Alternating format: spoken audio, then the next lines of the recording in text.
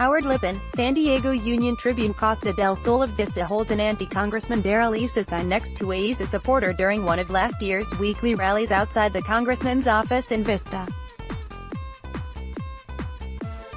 Costa del Sol of Vista holds an anti-Congressman Darrell Issa sign next to a Issa supporter during one of last year's weekly rallies outside the congressman's office in Vista. Howard Lipin, San Diego Union-Tribune, on November 28, 2016, the ballots were all counted and Rep. Darrell Issa was declared the winner of his 9th term in Congress. He also won the distinction of getting elected by the thinnest margin of any member of Congress. The competitive result in a district that should have been an easy GOP win placed a magnifying glass on the 49th Congressional District that is still focused there today.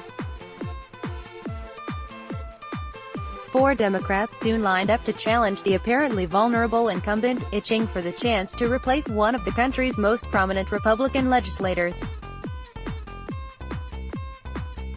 Then before the fight got started, Issa announced that he would not seek re-election and several Republicans scrambled into the fray.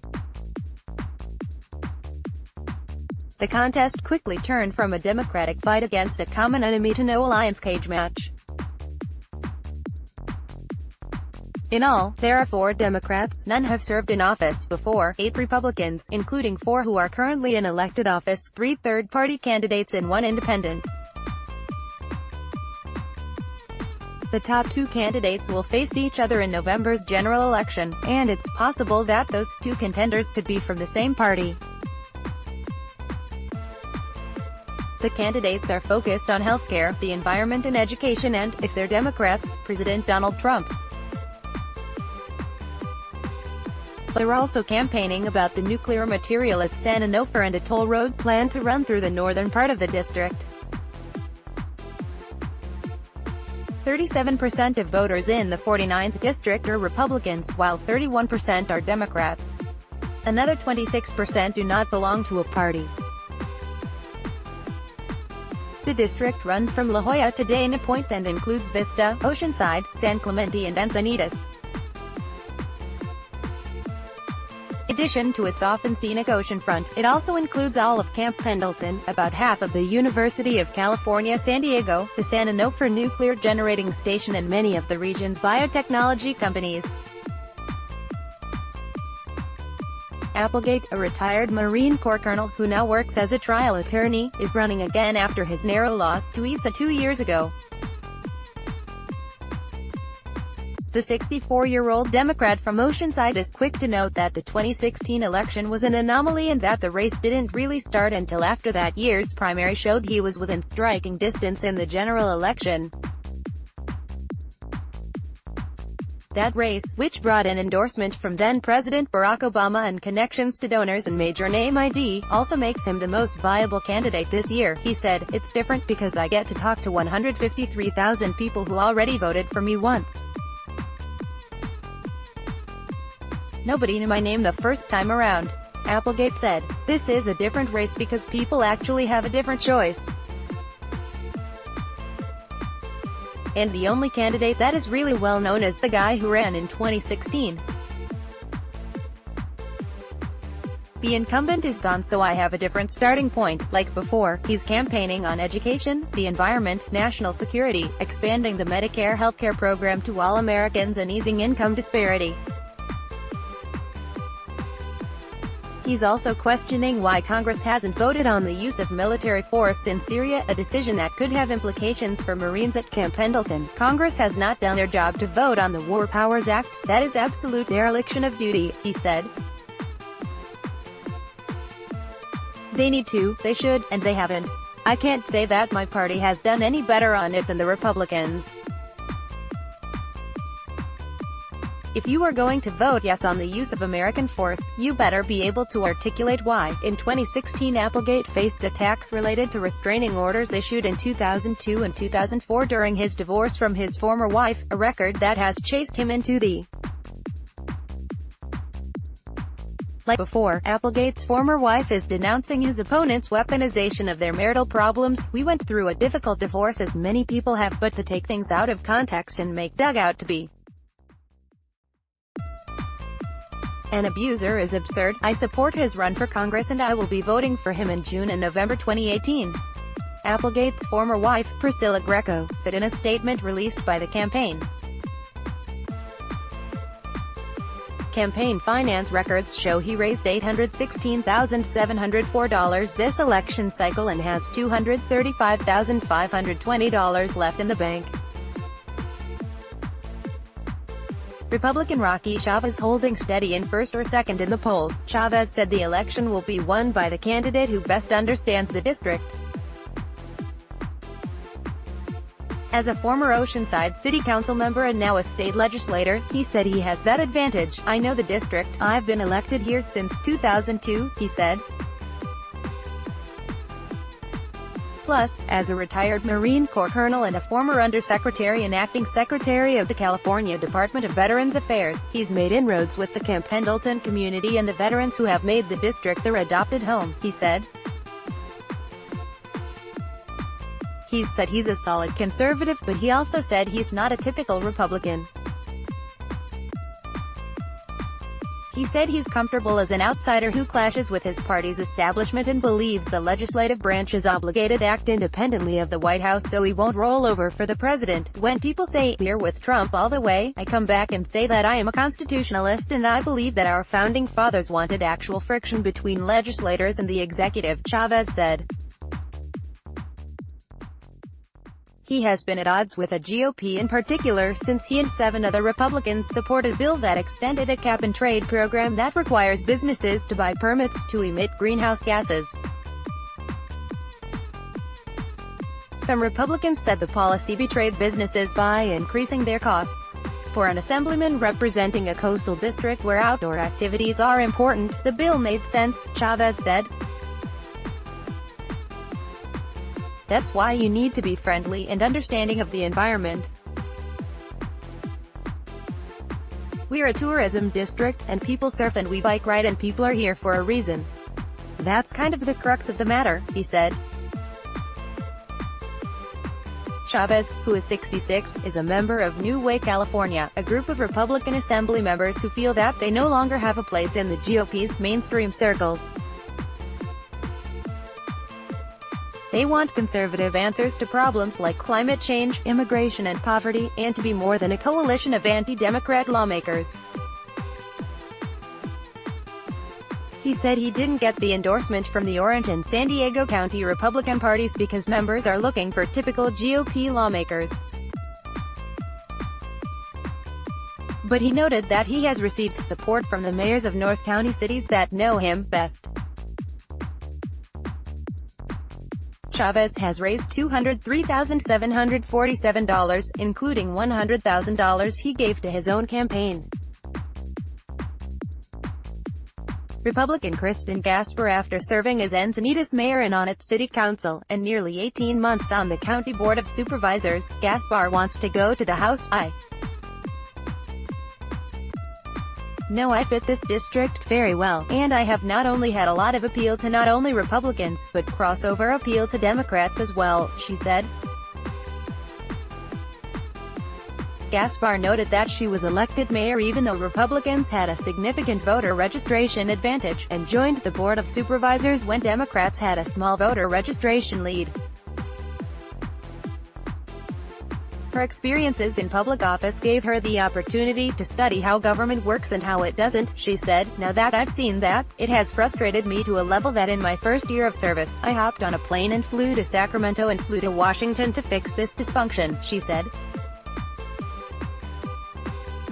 The chief financial officer of a physical therapy company, she got into politics after she felt that local government wasn't tuned in to business interests.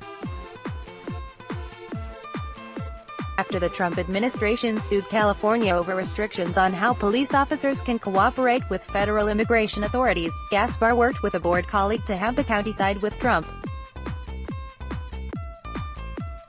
She most recently met with the president at the White House to discuss the county government's efforts. "There are people who do not want to follow our laws," she said.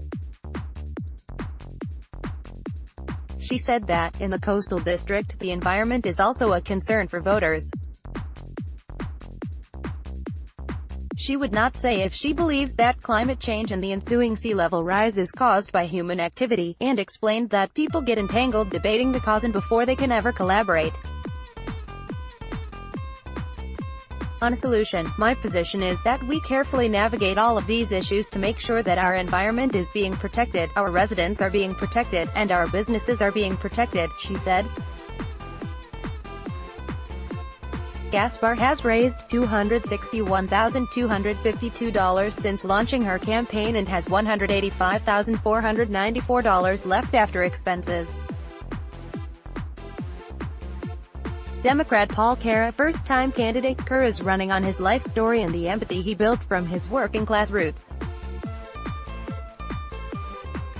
He watched his mother struggle with a terminal illness, climbed from a start as a listless Navy veteran to study at San Diego State University and become a self-made millionaire with a massive real estate empire. How many more Harvard-educated, Ivy League sons and daughters of wealthy families coming down from their thrones to do us the favor helping us, the low people, do we need, he said. I'm so fed up with that. If we keep doing that we are just going to perpetuate the system we have now. He spent the first part of his childhood in a small town in Arizona. His father was laid off when he was in his early teens and then his mother was diagnosed with Lou Gehrig's disease but didn't have health insurance. His father's old employer was sympathetic and rehired him, but the family had to move to San Diego. Kerr said his father struggled with bills while the family cared for their matriarch before she died from her illness. It was the longest and shortest 3 years of my life, he said. He enlisted in the Navy after leaving Orange Glen High School in Escondido as a junior, trained as a boatswain's mate and was assigned to destroyers before he left after 3 years in uniform. He had $1,500, moved into a garage in National City and worked as a busboy. He was a waiter, bouncer, clerk at Sears and restaurant floor manager until he went to San Diego State 14 years after he was discharged. He studied economics and real estate and became an appraiser. He later met his business partner and they now own their own firm, a company that owns about 2,500 apartment units, about 750,000 square feet of office space, and 2 industrial buildings. They also manage about 3,000 rental units and about 110 employees. He said, "It's my experience with healthcare, it's my experience with veterans issues, it's my experience with income inequality. The truth is, more so than any other candidate in this race, I struggled in my life," he said. After watching his mother through her illness and his family's financial struggles, he's campaigning heavily for a single-payer healthcare system and removing the age requirements for Medicare. One large government insurance system won't have to seek profits and will also have greater bargaining power with providers and drug companies, reducing costs by as much as 45% compared to the various state systems and hundreds of private insurers, he said. Campaign finance reports show that his campaign has raised $1,956,672 by the end of March, the most of any of the contenders. Of his funds, $1,612,728 was self-financed. He has $344,955 cash on hand.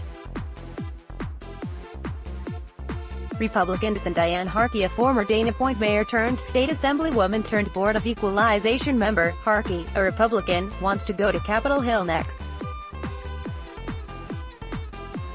Endorsed by the San Diego and Orange County Republican parties, as well as Issa, Harkey spent her career in corporate finance and banking. Her background, she said, helped make her a foe of anti-business government red tape as well as strong advocate for taxpayers. "That's why I am really focused on keeping the seat in the Republican column," she said over the phone. "I've got 30 years of banking and corporate finance experience, and that's really important to understanding how business works." She said that she's in the best position to improve the economy in the district. "I understand what it takes to earn a living and I understand what it takes to be employed and have employees," she said. A pro-growth Republican, she said she's looking to expand the number of high-paying jobs. Illegal immigration and the state's sanctuary policy are common topics on the campaign trail, she said. "I do support the wall," she said, referring to the Trump administration's proposed barrier at the United States border with Mexico. "I support the wall because it's really a national security and public safety issue." She said that people can still come into the country through legitimate ports of entry, but it deters people who are entering without permission. "It's totally passable, workable, for anybody who wants to come back and forth to our country for an honest reason," she said. While Harkey is campaigning as a taxpayer advocate, the Board of Equalization, as detailed in audits, had a series of scandals and problems during her tenure and was stripped of many of its powers. Harkey said that critical audits were about earlier board members and not her. When an investigation from last spring found misuse of government staff and a conference, which Harkey sponsored, had 23 sessions but only 2 were about taxes. There were sessions about desk yoga, leadership development and negotiations. The board was also dogged by scandals, including an instance where $350 million in sales tax revenue was put into incorrect accounts. State lawmakers overhauled the board during Harkey's tenure, cutting its staff and shifting workers to the new California Department of Tax and Fee Administration. The new Office of Tax Appeals took over the board's duty to hear appeals. Harkey said that the board was improving while she was leading. "We were making a lot of reforms, those are on tape. Unfortunately, the legislature chose to break up the board. I think the taxpayers lost their representation," she said. She said that she also helped resolve tax disputes, rewrote regulations to make them more user-friendly and had outstanding constituent services. Harkey has raised $312,509 as of the end of March, and has $179,284 cash on hand, and $31,499 in campaign debt. Democrat Sarah Jacobs grew up in the district and is returning to her hometown after working in foreign affairs. At 29, she's both the youngest of the candidates across the large field, and the only Democratic woman running. She said these two demographics will be pivotal to her campaign's success. "We have seen women and young people energized and excited, and I think we need to make sure that we're giving them someone who looks like them and who can adequately represent their interests and views," she said. Her team phone banks 14 times per week, has more than 24 college and high school interns, does direct voter contact every day, and will reach 10,000 households at their door before the campaign launches its Get Out the Vote effort, she said. "A lot of people are saying this year that for them, what leadership means is listening. They're sort of tired of politicians who come with their talking points and give their speeches," she said. Jacobs grew up in northern San Diego County and graduated from Torrey Pines High School before leaving for school at Columbia University, where she earned her bachelor's and master's degrees in international affairs. She worked for the United Nations for about 7 months, on big data projects at UNICEF for about 10 months, and then for a federal contractor on State Department projects before joining former Secretary of State Hillary Clinton's campaign in November 2015. After the 2016 election, she started a nonprofit organization that tracks access to the Internet at schools to increase connectivity and education around the world. She moved from New York City to Encinitas in October and announced her campaign a month later. "We have an opportunity to really shake things up and not settle for how things have always been done," she said. She said she brings a type of nuance to the race that the other candidates lack. All the Democrats support universal background checks on gun purchases, banning so-called bump stocks, and other common Democratic policies to reduce gun violence, but she is the only one who is emphasizing the particular risks that domestic violence victims face when their abusers own firearms. So we're going to need to address domestic violence if we are going to really address gun violence, she said. The biggest issue in the district, she said, seems to be unequal access to opportunities and the underlying causes behind them. While the district has some of the country's nicest homes and neighborhoods, there are also parts that are struggling and constituents who want to work but find that there are barriers like expensive childcare that get in the way of their success. I talk a lot about the need for affordable childcare, and the lack of affordable childcare is one of the main barriers to women in the workforce, she said. Campaign finance reports show that she has raised $1.69 million since launching her campaign, including $1.09 million she has given to her own campaign. Democrat Mike Levin of the Democrats. Levin has the longest political resume. The former executive director of the Orange County Democratic Party and a member of several campaign teams including Clinton's 2016 run for president, he's campaigning to serve in Congress. A lawyer, his career has been centered around environmental law and renewable energy, and he has worked in government relations advocating on both of these issues. Levin said his professional and political experiences make him the best qualified candidate. My background as a clean energy advocate and a clean energy attorney is important, he said. I have over a decade of public policy experience. Levin, who is 39 and from San Juan Capistrano, spent most of his childhood living in southern Orange County before moving to Los Angeles. He was the student body president at Stanford University and later went to law school at Duke University. He returned to Orange County after law school and became the head of the local Democratic Party for 2 years. His professional career has revolved around green energy and includes co-founding a green energy industry group, and he worked in government affairs to influence energy policy in his latest job.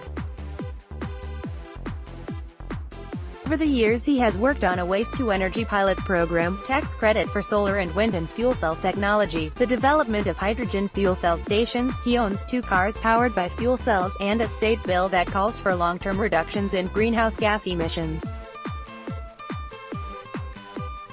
He began thinking about running after Trump was elected and after he and his wife attended the first Women's March together. I think that the most important issue, and it's not a surprise to anybody, is the president and his performance on the job.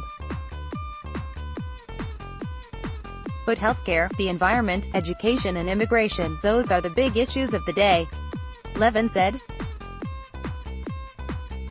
He said that he supports a national health plan, that Medicare for all is popular in the district, and that voters want the government to use its large purchasing power to negotiate cheaper prescription drug prices.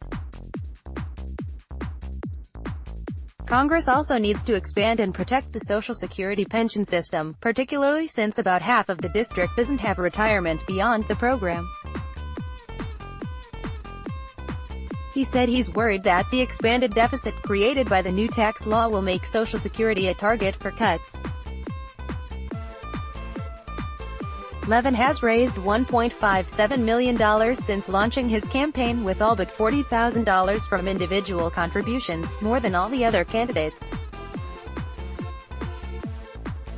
Republican Brian Marriott, a newly retired financial planner, San Juan Capistrano Councilman Marriott is running on his fiscal experience and an interest in public service and policy that first bit him when he worked in the Massachusetts State House decades ago. A member of the council since 2016, Marriott, who is 55 years old, said he has been cast as a pro-Trump candidate but said that while he supports the president on some issues, he disagrees on other issues, and on the president's temperament. I've always known one thing about Trump: this guy has a ferocious work ethic, Marriott said over the phone. and the results that are coming in and the ambition and determination that's behind his strategy is very, very impressive. Noise. I blacked that out. He said he disagrees with the president's so-called travel ban, which blocked people from several mostly Muslim countries from entering the United States. He said that the administration's plan to expand offshore oil drilling is unnecessary. But he backs the GOP's tax plan and criticized Issa for voting against it, after the retiring congressman cited concerns that it would eliminate or reduce tax credits that helped people in the district. Marriott said that the new law increased his own family's taxes, but said it was good for the country as a whole. For a conservative Republican, that was an indefensible vote. We've needed corporate tax relief for decades and even Democrats were calling for it, Marriott said. There needs to be major economic expansion to make up for the revenue shortfalls created by the new tax plan, he said. We are going to have a period of growth like the early 50s and early 60s, he said. Healthcare keeps coming up with the voters, Marriott said. Generally, people fall into two camps. One portion love their insurance policies as they were before the Affordable Care Act was implemented, and another group that wants universal health care and are worried that the insurance exchanges will collapse. He said that there's a place for both. We've got to get back to the table on healthcare. We can have a highly robust, competitive, ambitious private healthcare system, alongside a modest single-payer system for people of meager means or people who want it, he said. He credits the ACA for showing that it's vital for insurance programs to cover mental health care and pre-existing conditions. Two provisions he called wonderful wins for the people. Campaign finance reports show that he has raised $420,828 since launching his campaign, including $400,000 he has given himself. He has $59,241 left after expenses. Other candidates cite other candidates with low name ID and few financial resources at their disposal are also running. Polls have shown them with about 1% support of likely voters. They include Republican David Medway, a physician; Republican Craig Nordell, a real estate businessman. Nordell is probably best known for protesting yoga at Encinitas Union School District and calling the exercise routine the Antichrist. Republican Mike Schmidt, aeroaudiologist and small businessman. Republican Joshua Schoonover, a patent attorney. Green Party candidate Danielle St. John, a human rights advocate. Libertarian Joshua Hancock, a Marine Corps veteran. Peace and Freedom candidate Jordan Mills, a professor. Surgeon and businessman Robert Pendleton. He created the K9 Party, a new political organization with a platform based on attributes of domesticated dogs. Twitter, @JapeStewart, Joshua.Stewart@UnionTribune.com 619-293-1841.